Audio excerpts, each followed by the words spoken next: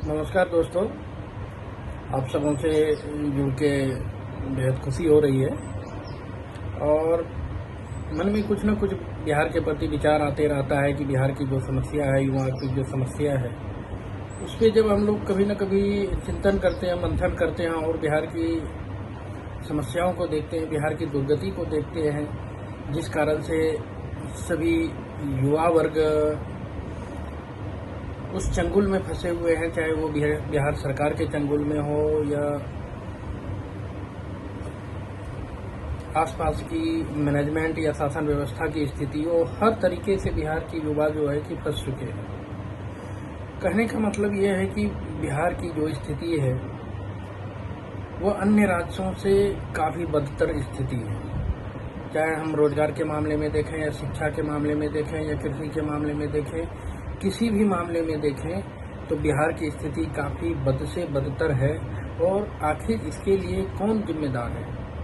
इस स्थिति को कब सुधारा जाएगा? इस स्थिति को कौन आइडेंटिफाई करेंगे और किस कारण से ये ऐसी स्थिति हो रही है? इस कारण से हम लोग को, युवा को कहीं ना कहीं आगे बढ़ना पड़ेगा।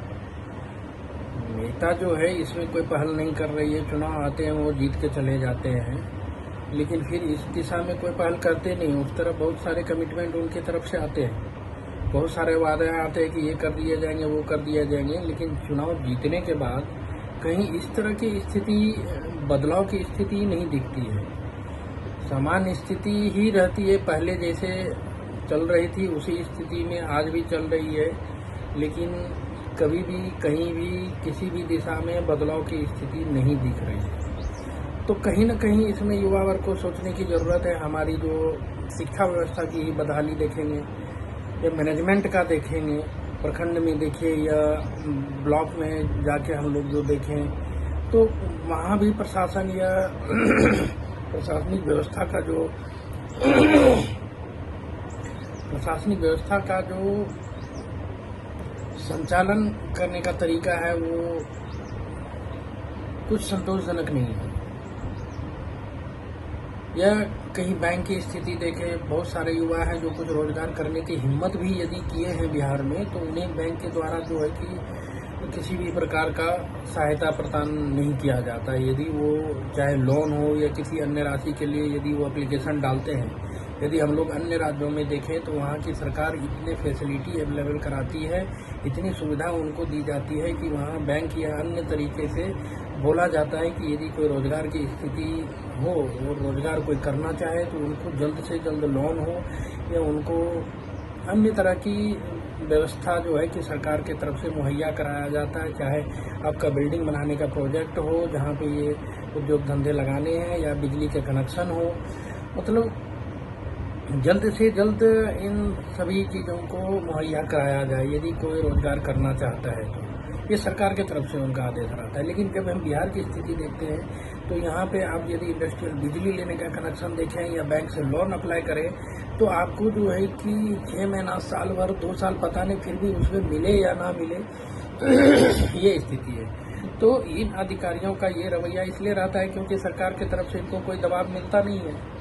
ये स्वतंत्र रूप से अपना कार्य करते हैं कि कहीं ना कहीं आपका पेपर इस तरीके से गलत है या इस तरीके से आपको पेपर लाने की ज़रूरत है। यह बोल बोल के उनको इतना दौड़ाया जाता है कि या तो अंतोगत्वा कोई भी व्यक्ति इस चीज़ में इंटरेस्ट ही नहीं रखता है, उस चीज़ को छोड़ देता है कि नहीं, मुझे बिजनेस नहीं करना है, और वो अन्य राज्यों में कमाने के लिए चला जाता है। तो कहीं ना कहीं सरकार को इसके लिए सख्ती बरतनी चाहिए कि जो मैनेजमेंट है, जो व्यवस्था है, यदि कोई हिम्मत कर रहा है, चाहे मुख्यमंत्री उद्योग की तरफ हो या प्रधानमंत्री उद्योग सहायता से जो कुछ राशि या मशीन वगैरह जो भी आवंटन किया जाता है, तो उसमें थोड़ा सरकार को सख्ती करना चाहिए। एक मेरे दोस्त हैं, वो बोल रहे हैं कि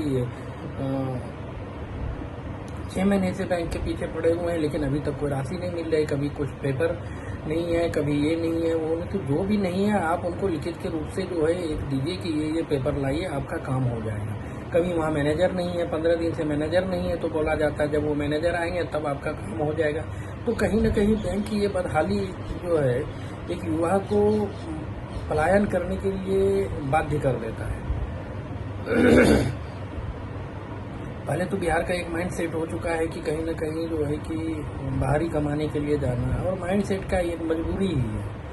मजबूरी इसलिए है कि यदि कोई हिम्मत कर रहा है, यदि वो सफल हो रहा है, तो दूसरे भी हिम्मत नहीं करते हैं कि हमको इस दिशा में बढ़ना चाहिए और हम सफल कर जाएंगे, या कोई हम मशीन लगाएंगे, या कुछ फाइनेंशियली कुछ इस तरह का हमको सपोर्ट चाहिए सरकार के द्वारा, जिससे कि हम कोई भी कारोबार कर सकें। तो कहीं ना कहीं सरकार इस पे ध्यान नहीं दे रही है, या ध्यान दे भी रही है तो वो एक अपर लेवल पे, ये नीचे लेवल पे उस चीज़ का इम्प्लीमेंटेशन नहीं हो पा रहा है। तो सरकार को निचले स्तर तक का भी ख्याल रखना चाहिए कि निचले स्तर पे क्या हो रहा है, नहीं हो रहा है, उस चीज़ों को ध्यान रखा जाए, और काफ़ी इससे बदलाव आएगा। बदलाव के हमको तो लगता है कि ये बदलाव का प्रथम तरीका ही होगा, ये इनिशिएट यदि करें तो हम लोग एक बदलाव का ये एक शुरुआत होगा। और सरकार तो बहुत तरीके से मदद कर सकती है, लेकिन सरकार को तो सिर्फ जिन व्यक्तियों को मंत्रालय दिए हैं, मंत्री जी जो हैं, उनको कम से कम सोचना चाहिए कि सरकार की यदि हमको ये रिस्पॉन्सिबिलिटी मिली है तो हमारे विभाग में क्या हो रही है, क्या वो चीज़ उनको भी पता है। तो वो थोड़ा एक्टिव हों मंत्री जी, वहाँ तक जो है कि जनता से जुड़े, उनका फीडबैक लें कि क्या करना आप चाहते हैं, आपको क्या परेशानी हो रही है। सिर्फ एक मंत्री का विभाग लेके बैठे हुए हैं, और इस तरह से तो बिहार का सुधार असंभव है। और इसलिए उनके ज़्यादा से ज़्यादा हम युवा को आगे आने की ज़रूरत है, जो नए सोच के साथ नेतृत्व बिहार का करे, और इस तरह के उमंग को, युवा के उमंग को और आगे से आगे बढ़ाया जाए, उनको प्रमोट किया जाए, उन्हें प्रोत्साहित किया जाए, ना कि हतोत्साहित किया जाए इन चीज़ों से। और जब भी कोई इस तरह का समाज में कोई युवा, कोई वर्ग उठना चाहता है, तो पूरे समाज को मिलकर इसका जो है निराकरण निकालना चाहिए, उनको सहायता करना चाहिए कि कहाँ इसे मुश्किल हो रहा है। क्योंकि यदि कोई एक व्यक्ति समाज में सफल होता है तो उसको देख के 20, 25, 50 और भी युवा जो है कि उससे कुछ सीखेंगे, कुछ हौसला, उनका भी हौसला बढ़ेगा, उन्हें भी उम्मीद जगेगी कि नहीं, यदि हम भी इस दिशा में जाएंगे तो हम भी सफल होंगे। तो कहीं ना कहीं समाज में एक इस तरह का इम्प्लीमेंटेशन हो, और इस तरह के युवा को, इस तरह के कार्यों को बढ़ावा दिया जाए। जय हिंद, जय बिहार।